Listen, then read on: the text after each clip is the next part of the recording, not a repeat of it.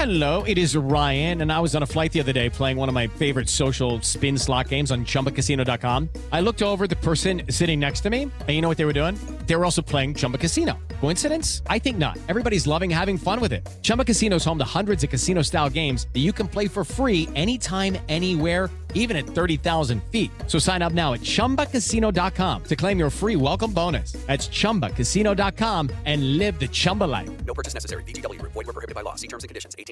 Hi, I'm Alex Yee. I'm a triathlete, and I'm super excited to be going to the Paris Olympics. Hi, I'm Marion Franklin, a GB canoe slalom athlete. Yeah, I'm Joe Clark. I am the Olympic champion from Rio 2016. I'm Joe Fraser, Team GB gymnast. Hey, my name's Emma Wilson. I'm a windsurfer.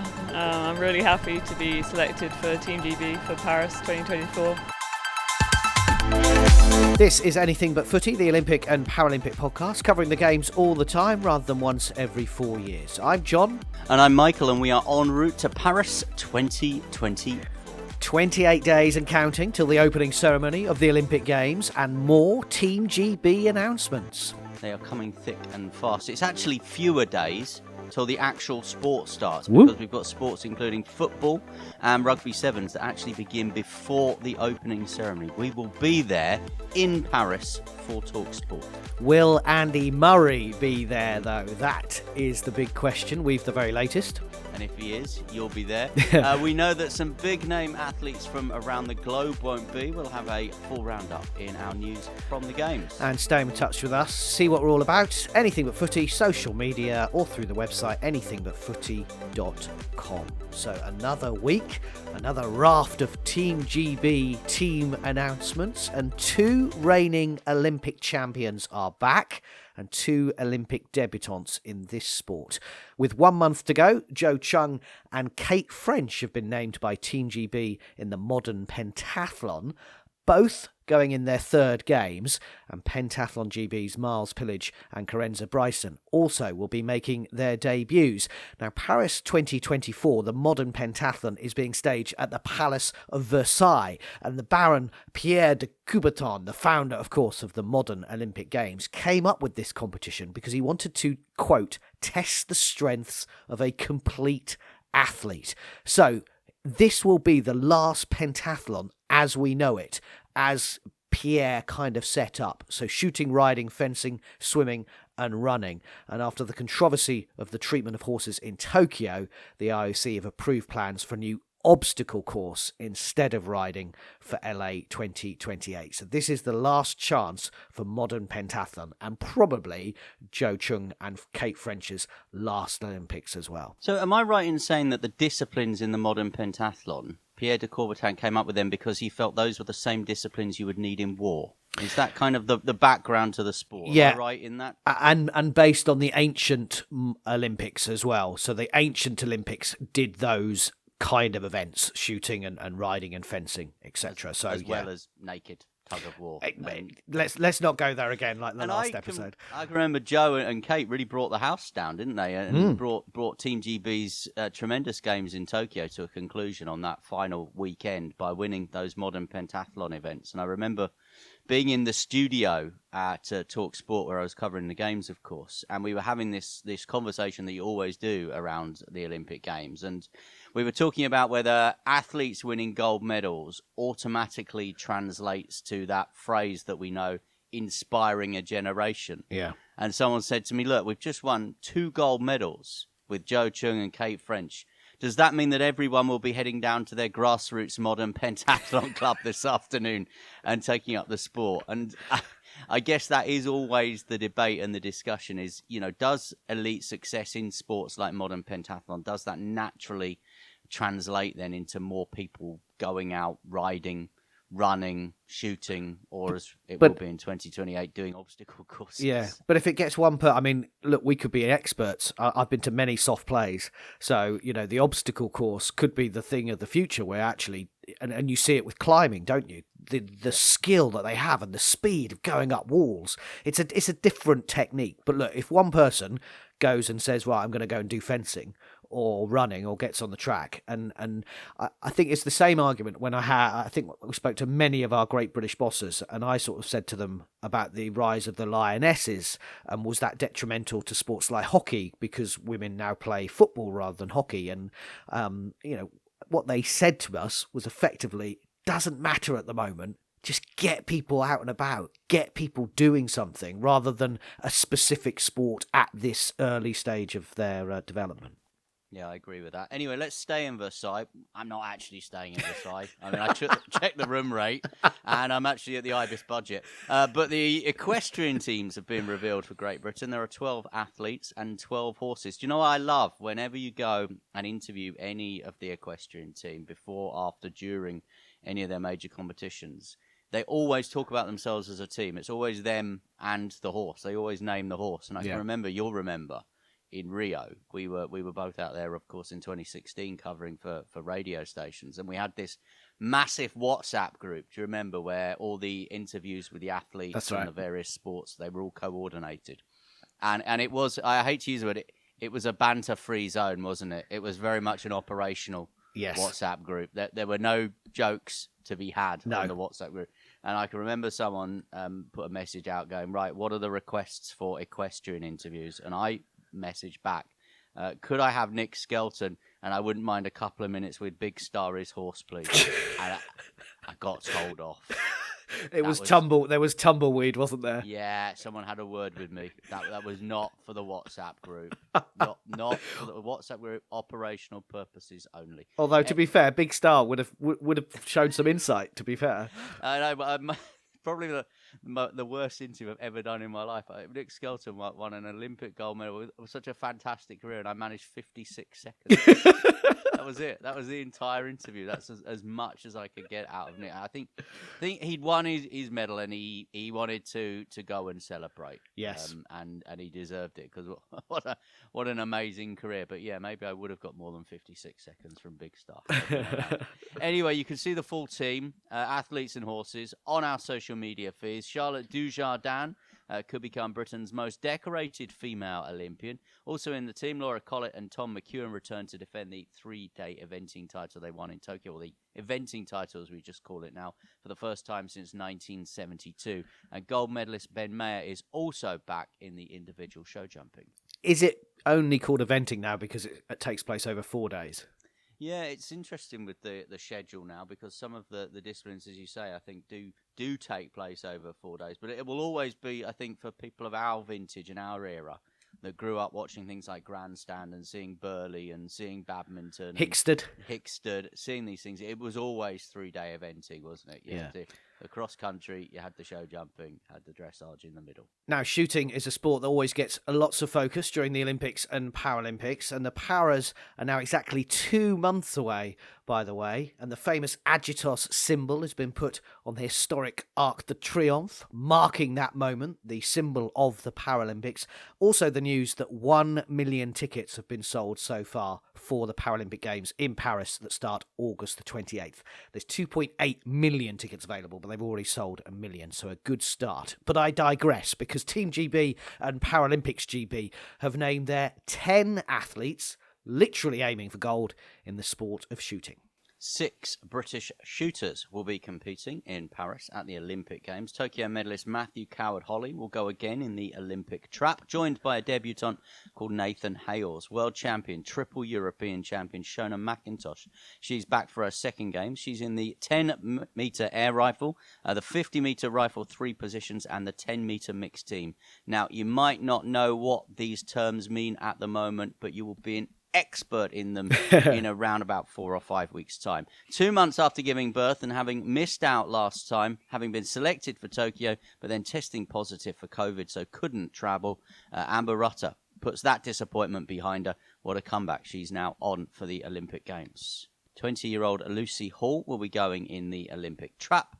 And also Michael Bergeron will shoot in the 10-metre air rifle, the 50-metre rifle 3 positions, and the 10-metre mixed team. He is the first British male to compete for Team GB in an Olympic rifle event since London 2012. And it was great to catch up with the team. I am Shona McIntosh. I'm a rifle shooter for Great Britain for the second time. What does it mean second time around? I think it's still very exciting, I have to say. I am significantly less stressed this time, I think. Even before COVID happened last time, I thought I was going to give myself a stomach ulcer. Thankfully, that is not the place at the moment. So I am significantly less stressed. I'm very excited, I guess, about this time. I think the plan's actually gone to fruition this time. We've not had a pandemic thrown in the works or anything. So yeah, no, I think it's really exciting, and I'm really I honestly can't wait to get out there and get started. Really. And form is very good as well. You're hitting target. No, sorry, bad joke. I am. No, it is going well. My three positions especially has been going very well this year. I had a bit of a rocky patch with the air rifle, sort of February through April-ish, where I was really struggling. I didn't really know what was going wrong. We were trying lots of different things to try and fix it, but nothing was really working. So that was a real struggle, I guess, and probably the hardest thing I've dealt with this year. But we seem to be getting on the right track now, and air rifle's been going a lot better. So yeah, I'm keen. I'm hoping it'll just a couple more weeks of training, and then by the time we get out there, hopefully it'll all be fine. And Shona, does it matter in a sport like shooting that there will be fans there? I appreciate it probably matters that you're going to have friends and family with you, but does it matter with from the fans' point of view? Because it was obviously so different with Tokyo. Yeah, I think certainly for me, the noisier the better. So I for one am very excited for there to be fans. I think for the sport in general, I think it's really good that there's fans as well. Because I think certainly some people, a lot of people have bought tickets if they're into shooting or if they know people who are involved in the sport. But I think there'll be some degree of fans who've just bought tickets to anything. So I reckon that it's going to introduce the sport to a lot of people who maybe haven't seen it before, have never really heard of it, don't really know anything about it.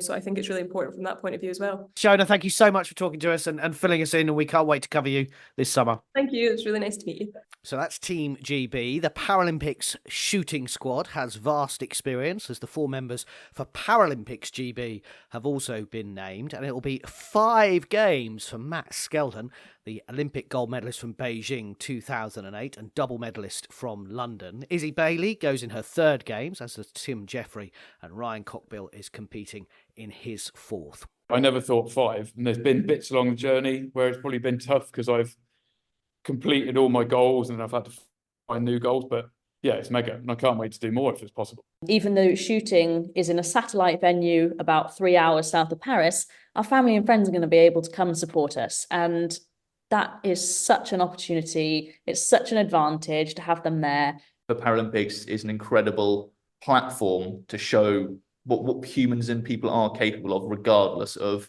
what challenges they may be facing. Got unfinished business from the previous games. I was in London for experience, very close to finals in Rio, a final in Tokyo. So medals is what I'm after this time. We wish all of them the best of luck.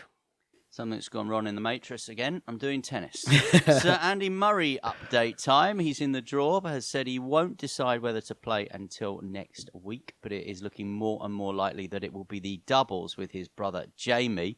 And he's been speaking at SW19 and said, the rate that I'm improving just now, if that was to continue, then an extra 72 to 96 hours might make a huge difference. I would say it's probably more likely I'm not able to play singles right now. I'm also doing rehab 24/7 to try to give myself that opportunity to play here again. And I got an email from Wimbledon late last night. I was going to say you got an email from Andy Murray. I was like, wow!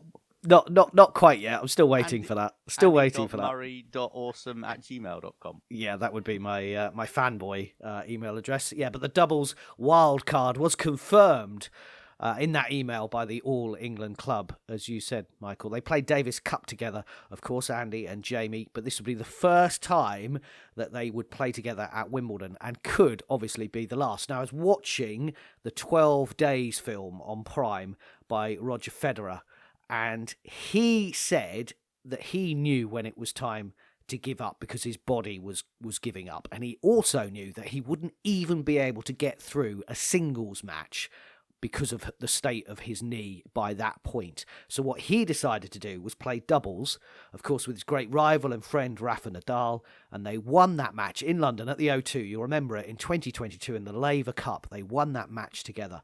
And I do wonder whether this could be the way to end the Wimbledon career for Andy Murray, playing with his brother on one of those famous grass courts, obviously the centre court. They're not going to put them anywhere else, and it would just be an amazing way to end that tournament. He is ranked singles-wise at 115 in the world. He had been back to number 36 in August last year.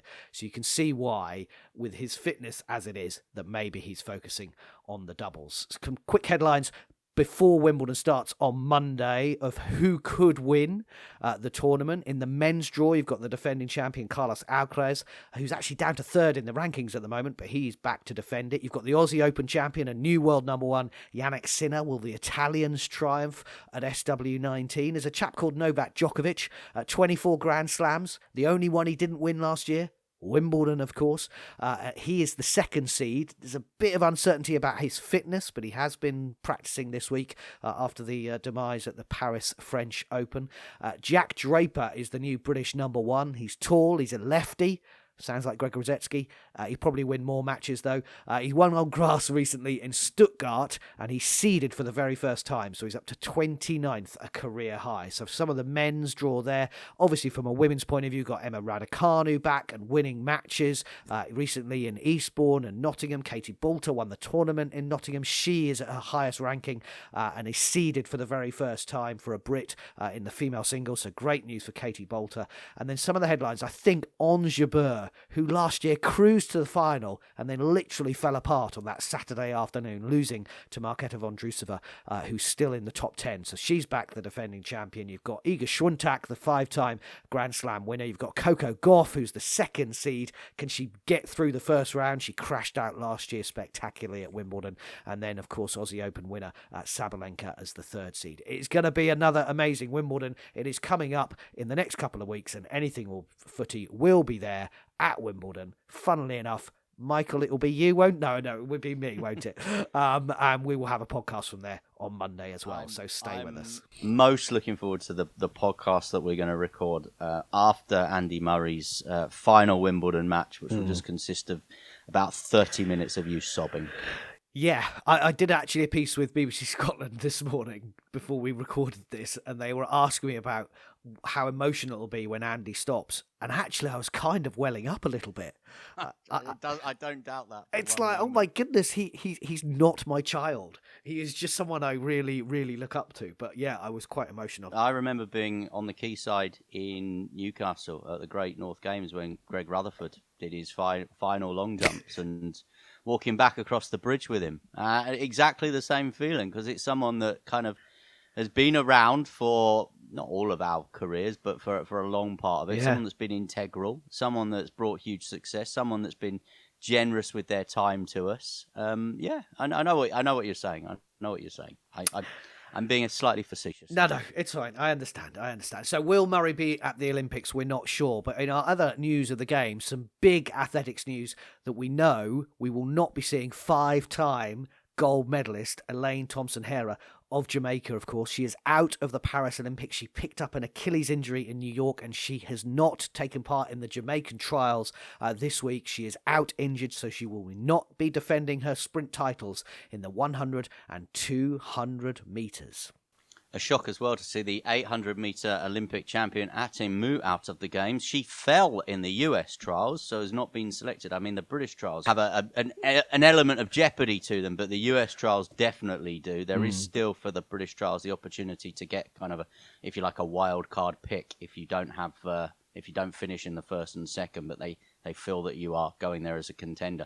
Anyway, that means a huge opportunity for Great Britain's Olympic and world silver medalist Keely Hodgkinson. I will be at those British Championships, those Olympic trials this weekend in Manchester, both days for Talk Sport. So hopefully you'll be able to hear me right across the weekend. We'll have a full roundup on the pod on Sunday. I'll make a prediction. Go on. If I ask Keely Hodgkinson about Atim Mu not being there, she'll say, it doesn't really matter to me. I will only concentrate on what I can do, control my controllables. Yeah. If I ask Daryl Neater and Dina Rasher-Smith about Elaine Thompson-Herah not being at the Olympic Games, they will say to me, it doesn't really matter to us. We will just do what we can do and worry about our own races. We just control our controllables. So interesting British Championships coming up because some of the athletes have been allowed to compete in slightly different events. So we'll see Keely Hodgkinson looking for that bit of speed, if you like, over the 400 metres. I think British Athletics, know that she will be part of the team. So they're giving her the opportunity to use that as part of her preparation. The fastest British man, Zarnell Hughes, has been given a medical pass not to compete.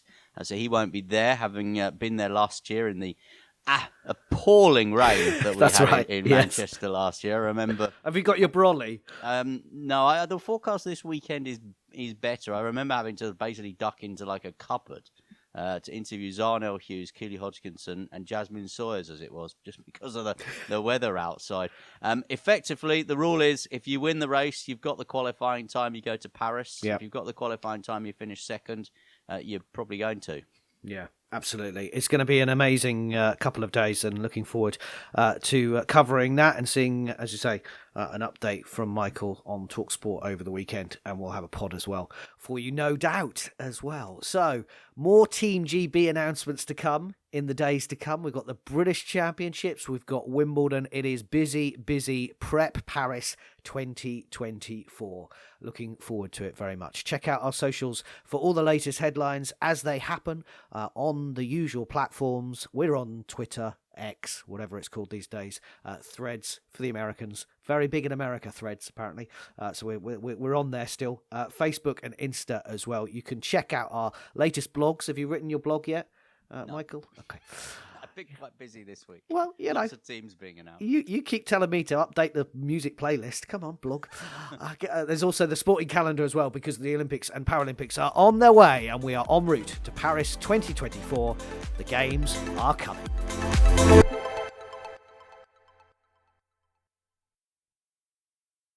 Sports Social Podcast Network.